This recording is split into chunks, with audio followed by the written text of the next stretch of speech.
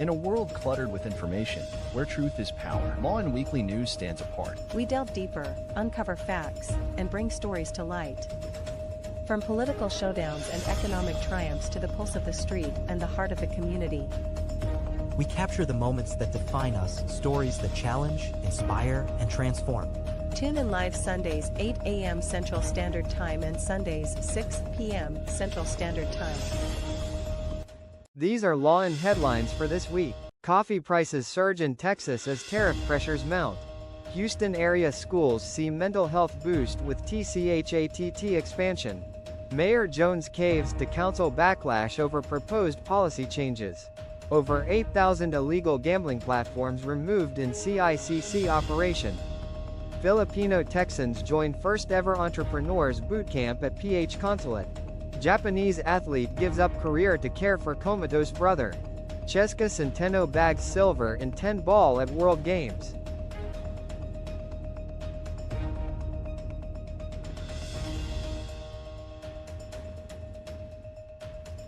Good day, I am Neska, and tonight we bring you the latest stories in the United States of America, especially in the state of Texas. So sit back, relax, and let Lawin Weekly News be your guide to the news that matters most. Coffee prices in Texas are expected to climb following a new 50% tariff on Brazilian coffee imports, announced by President Donald Trump on July 9. The tariff took effect August 1 and is already affecting the state's coffee industry. Brazil, the largest or world's largest coffee producer, supplies a significant portion of green coffee beans to the U.S. With the new tariffs in place, importers and coffee shops across Texas are bracing for higher costs.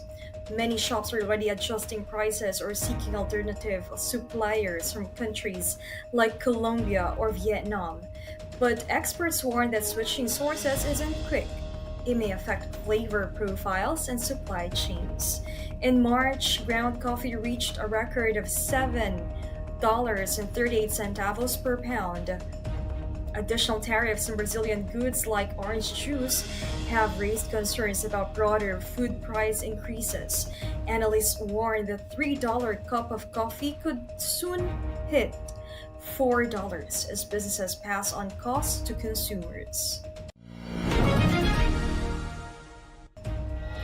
Texas lawmakers have introduced a bill that would restrict the mailing of abortion-inducing medications, allowing private citizens to sue anyone involved in distributing them within the state. Filed by Republican State Representative Tom Oliver's son, the bill echoes the enforcement model used in the Texas Heartbeat Act, empowering individuals to file civil lawsuits rather than relying on state agencies. The proposed legislation is part of a broader push by Republican-led states to tighten abortion laws following the U.S. Supreme Court's 2022 decision overturning Roe v. Wade. Governor Greg Abbott is expected to sign the measure if it reaches his desk. Democratic lawmakers have vowed to oppose the bill, which could inspire similar proposals in other states.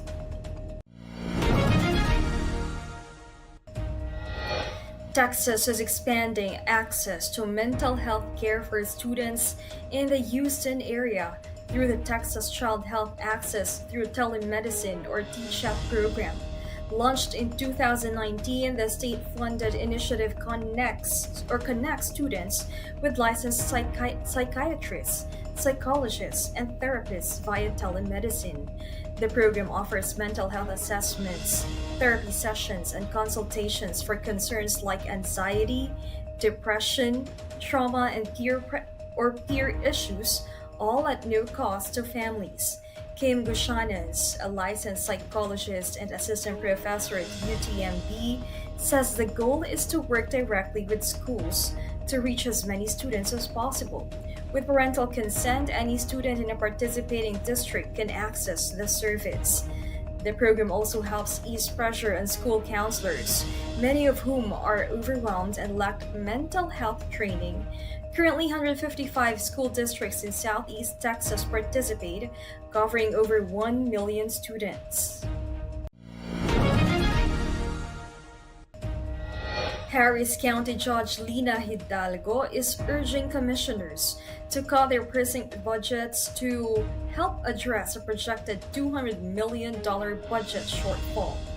At a special budget meeting Thursday, Hidalgo challenged Commissioners Leslie Briones, Adrian Garcia, and Tom Ramsey, who recently voted to censure her, to reduce their collective $90 million precinct budgets. She warned that without action, essential services could face cuts. Commissioner Tom Ramsey pushed back, saying precinct funds support vital services like road maintenance, parks, and community centers, not just administration. Briones and Garcia echoed that sentiment, emphasizing that precinct budgets are separate from the general fund, which covers county-wide services and employee pay. They stressed they are exploring cost-saving options without slashing core services. Among those options, a 6-month hiring freeze and extended vacancy periods for some positions. The budget process remains underway, with more meetings set before a final resolution in September. In a world filled with fleeting moments, there's beauty waiting to be captured. My name is Christian, and I specialize in immortalizing your most precious memories, from elegant weddings to vibrant events and timeless portraits. I'm here to make every moment unforgettable. Let me tell your story through the lens. Contact me today and let's create magic together.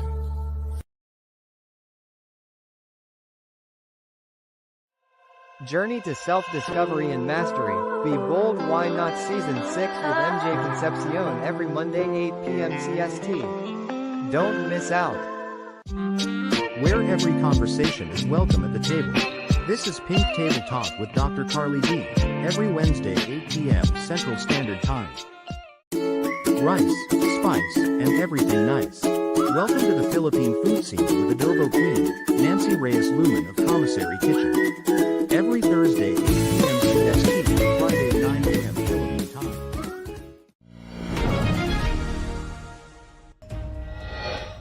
Hays County Commissioners have postponed a vote to purchase additional automated license plate readers following strong public opposition and ongoing debate and privacy issues. The proposal would have added 4 new cameras to the county's existing 6, but it is now on hold as residents and privacy advocates raise concerns about surveillance and data use. At a recent meeting, community members voiced fears about data collection, long-term storage, and potential misuse of the technology. Hays County Judge Ruben Becerra expressed caution, urging a careful balance between public safety and civil liberties. Despite the concerns, some law enforcement officials support the move.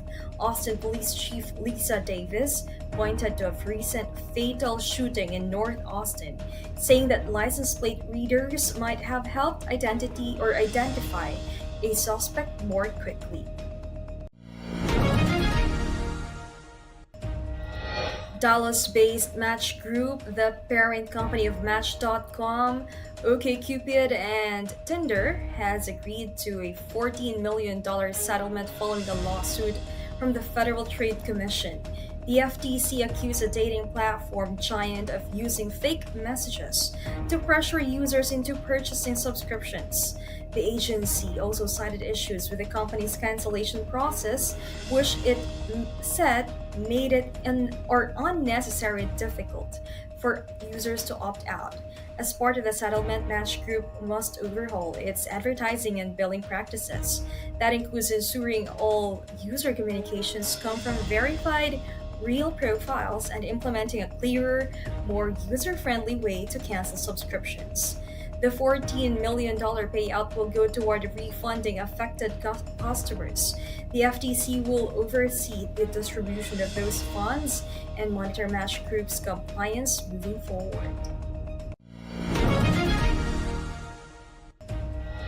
San Antonio Mayor Gina Ortiz Jones has withdrawn her proposed changes to the City Council's Council Consideration Request, or CCR, process following the strong opposition from several council members.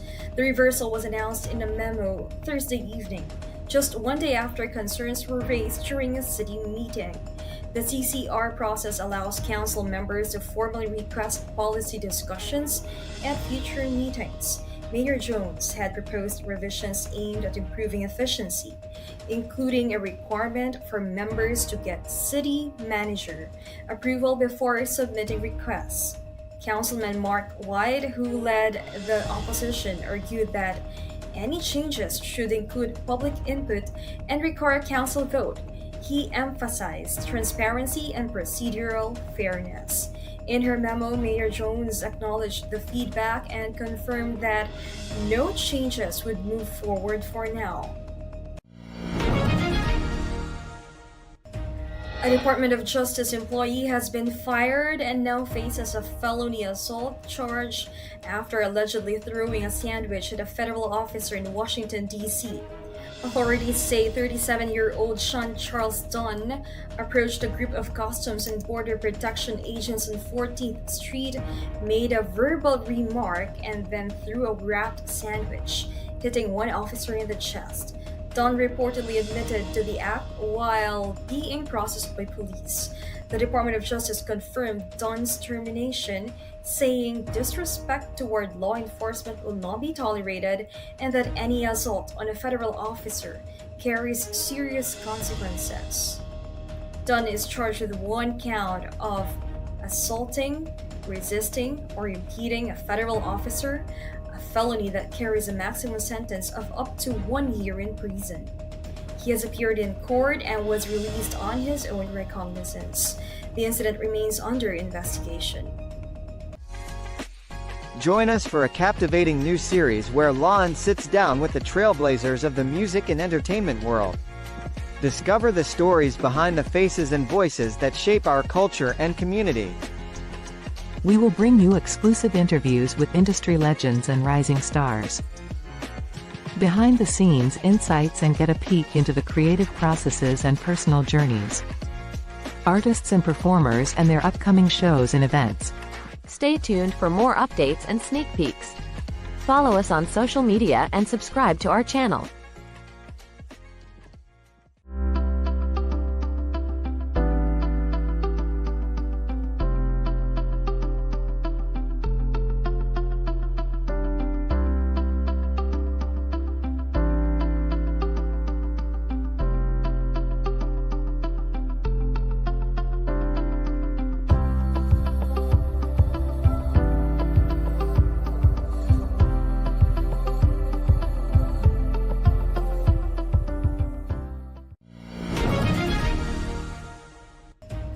A federal judge has blocked Trump administration guidance that sought to limit diversity, equity, and inclusion, or DEI, programs in educational institutions. U.S. District Judge Stephanie Gallagher ruled that the Department of Education acted unlawfully when it threatened to withhold federal funding from schools that continued such initiatives. The guidance introduced earlier under the Trump administration warned that certain DEI efforts might violate federal civil rights laws, putting schools at risk of losing financial support. In her ruling, the judge said the department overstepped its authority and clarified that schools cannot be penalized financially for implementing DEI programs. The Cybercrime Investigation and Coordinating Center, CICC, has shut down 8,901 illegal online gambling sites in a major operation to fight cybercrime, Deputy Executive Director Renato Aboy Paraiso announced Thursday. The coordinated crackdown targeted unauthorized gambling platforms operating without government approval. The CICC worked closely with local and international law enforcement agencies to identify and dismantle these websites. Paraiso said the shutdown is part of a broader initiative to combat illegal online activities and uphold cybersecurity laws. He highlighted the importance of cooperation between agencies in making the operation a success. Ukrainian President Volodymyr Zelensky says Ukraine must be directly involved in any negotiations to end the ongoing conflict with Russia. His remarks follow reports of a potential summit between US President Donald Trump and Russian President Vladimir Putin. While the Trump administration has not confirmed any such meeting, Ukrainian officials say they are watching developments closely. Zelensky emphasized that any diplomatic effort must protect Ukraine's borders and independence. He warned against back-channel talks or frameworks that exclude Kyiv. Russia's full-scale invasion in 2022 escalated a war that began with the annexation of Crimea in 2014. Despite repeated international efforts, fighting continues in several regions. Ukraine's allies, including EU members, have echoed Zelensky's position, stressing that Ukraine must be a central party in any peace deal. As of now, there is no official word on a Trump-Putin meeting. Ukraine says it remains open to diplomacy, but only on terms that respect its sovereignty.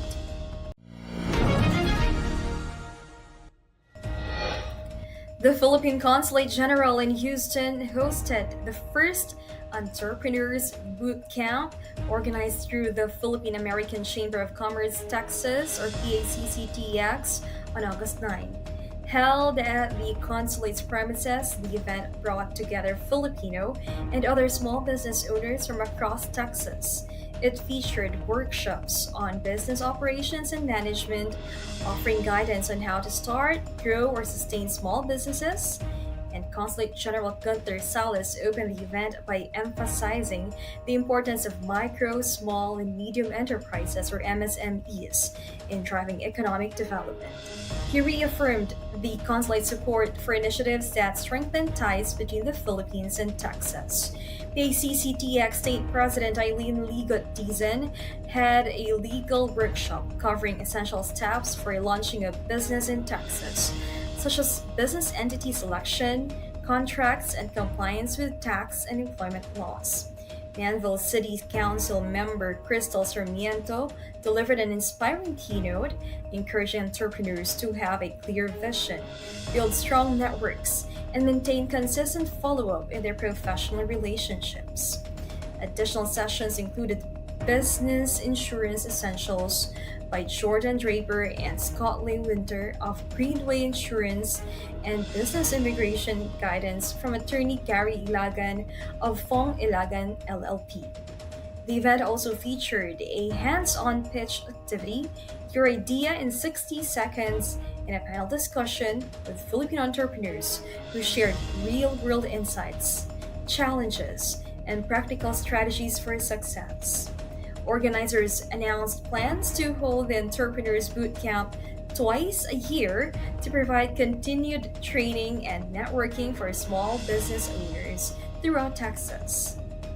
For divorce and family law in Texas, Ligot-Dizon Law Firm PC will guide you every step of the way. From initial consultation to detailed review of your case and strategic planning.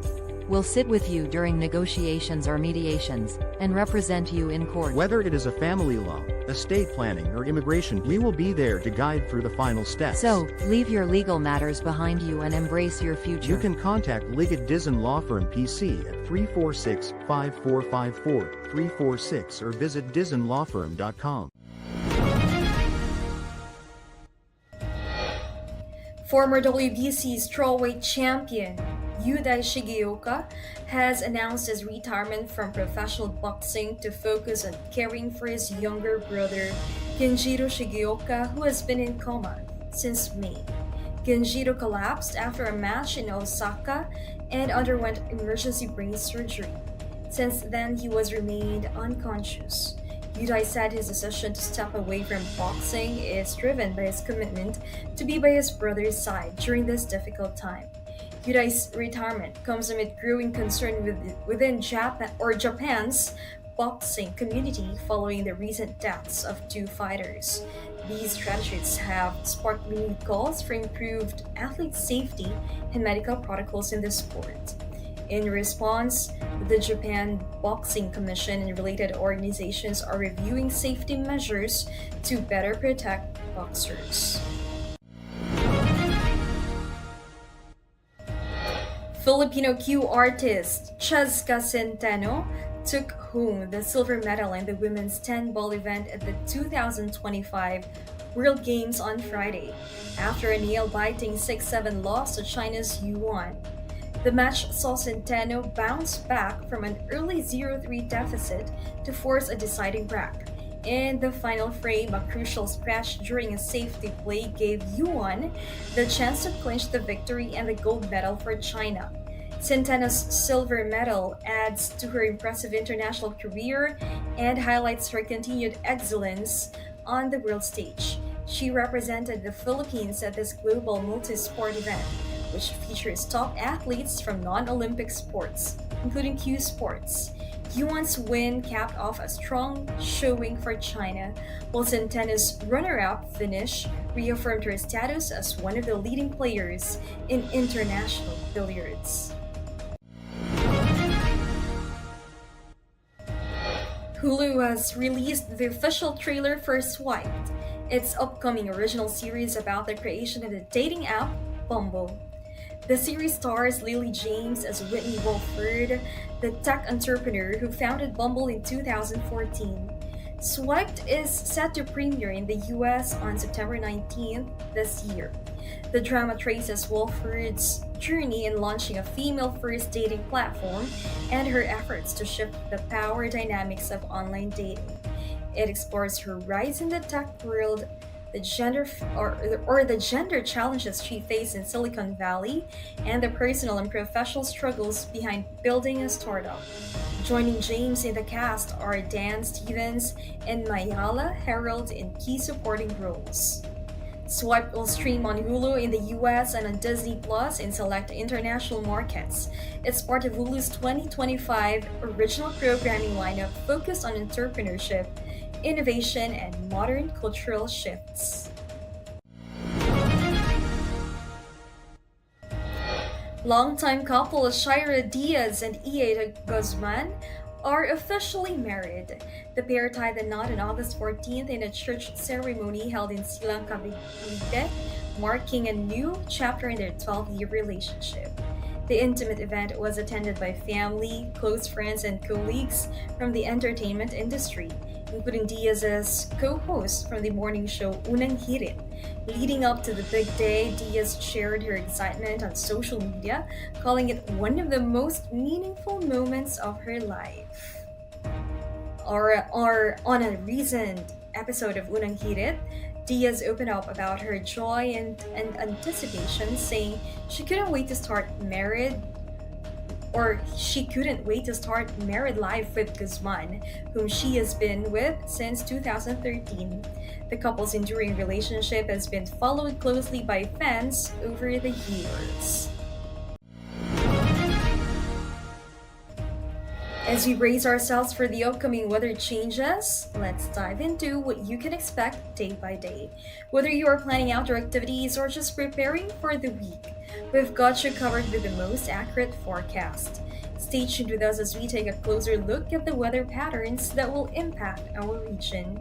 Remember, here at Lawin Weekly News, we bring you the clearest skies to the stormiest forecasts. Here is your Lawin Weekly News weather forecast in Houston, Texas.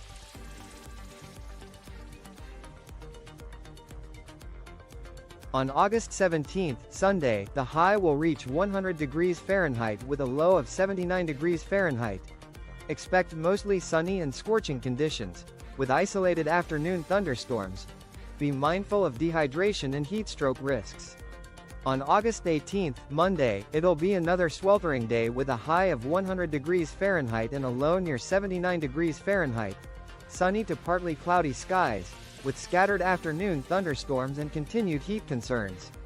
On August 19th, Tuesday, temperatures ease slightly to a high of 97 degrees Fahrenheit and a low of 78 degrees Fahrenheit. Mostly sunny and very warm, with a chance of an approaching thunderstorm in the afternoon. On August 20th, Wednesday, it's back to blistering heat, highs of 100 degrees Fahrenheit and low of 80 degrees Fahrenheit. Expect mostly cloudy skies and afternoon thunderstorms, with ongoing risk of heat-related illness. On August 21st, Thursday, the high will be 95 degrees Fahrenheit with a low of 76 degrees Fahrenheit. Turning cloudy and humid, with a few thunderstorms likely in the afternoon. On August 22, Friday, temperatures dip slightly to a high of 91 degrees Fahrenheit and a low near 76 degrees Fahrenheit. Mostly cloudy and humid, with a chance of 1 or 2 isolated thunderstorms. August 23, Saturday, temperatures ease slightly to a high of 97 degrees Fahrenheit and a low of 78 degrees Fahrenheit. Mostly sunny and very warm, with a chance of an approaching thunderstorm in the afternoon.